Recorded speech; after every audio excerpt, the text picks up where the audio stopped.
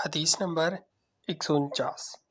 سلمان بن مغیرہ نے کہا، ہمیں ثابت نے حضرت انس رضی اللہ عنہ سے حدیث سنائی۔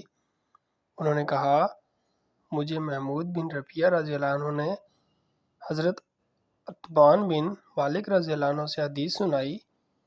محمود رضی اللہ عنہ نے کہا کہ میں مدینہ آیا تو عتبان رضی اللہ عنہ کو ملا اور میں نے کہا، ایک حدیث مجھے آپ کے حوالے سے پہنچی ہے۔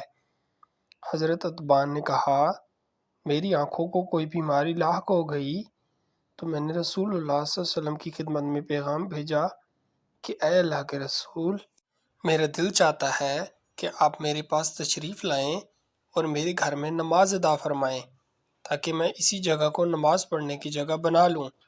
انہوں نے کہا، رسول اللہ صلی اللہ علیہ وسلم اور آپ کے ساتھیوں میں سے جن کو اللہ نے چاہا تشریف لائیں، آپ صلی اللہ علیہ وسلم میرے گھر میں داخل ہوئے۔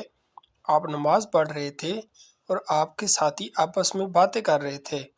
انہوں نے زیادہ اور بڑی بڑی باتیں مالک بن دکشم کے ساتھ جوڑ دیں۔ وہ چاہتے تھے کہ رسول اللہ صلی اللہ علیہ وسلم اس کے حق میں بد دعا فرمائیں اور وہ ہلاک ہو جائے، اور ان کی خواہش تھی کہ اس پر کوئی آفت آئے۔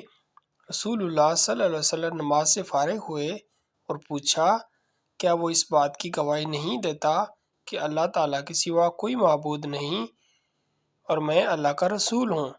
صحابہ کرام نے جواب دیا، وہ زبان سے یہ کہتا ہے لیکن اس کے دل میں یہ نہیں ہے۔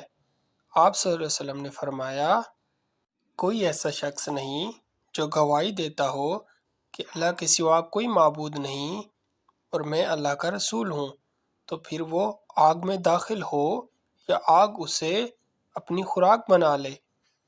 حضرت انس رضی اللہ عنہ نے کہا، یہ حدیث مجھے بہت اچھی لگی، پسند آئی، تو میں نے اپنے بیٹے سے کہا، اسے لکھ لو۔ اس نے یہ حدیث لکھ لی۔